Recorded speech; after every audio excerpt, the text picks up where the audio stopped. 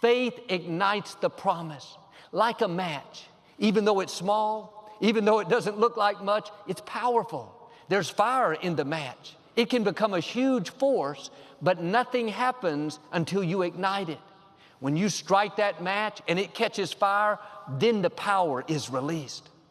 It's the same way with the promises. They're powerful. They can bring healing. They can restore relationships. They can catapult you to a new level. But they won't do you any good until you ignite them. When you mix your faith with the promises, powerful things happen.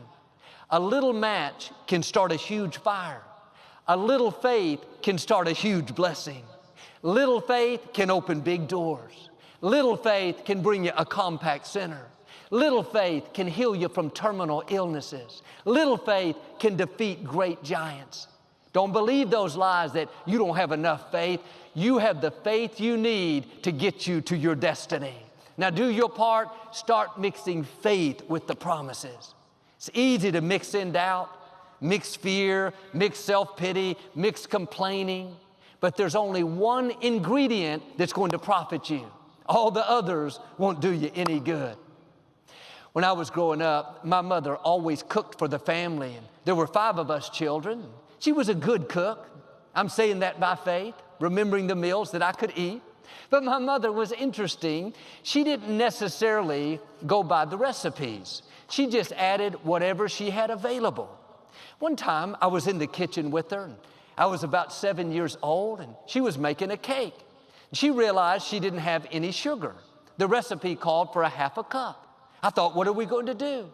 She said, oh, Joel, it's no problem. I'll just add a half a cup of applesauce instead. You love applesauce.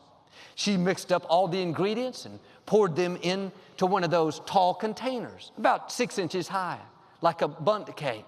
It was supposed to rise and fill the container. 30 minutes later, she took it out of the oven. It was about 1 inch tall. You think I'm an optimist? My mother said, Joel, it will still be delicious. I took one bite. It tasted like washing detergent. Thank God the scripture says, if you eat any deadly thing, it will not harm you. What's my point? When you're cooking, the right ingredients matter. You can substitute applesauce for sugar, but you're not going to get the result you're looking for. In the same way, God has a recipe, so to speak, to bring His promises to pass. There's a specific ingredient you have to add. It's called faith. If you put something else in, you're not going to get the right results. And too often, we're mixing in doubt, fear, worry. We wonder why our cake is not rising. It's never going to happen. I'm too old. This problem's too big. Everybody in my family has this addiction. Do yourself a favor, go back to the recipe. Quit adding all these ingredients that are not called for. Start adding in faith. Father, thank you that what you started in my life, you will finish. Thank you that I am strong in the Lord. Thank you that I can do all things through Christ. Thank you that the enemies I see today, I will see no more. You keep doing that, and you're going to see those promises come to pass.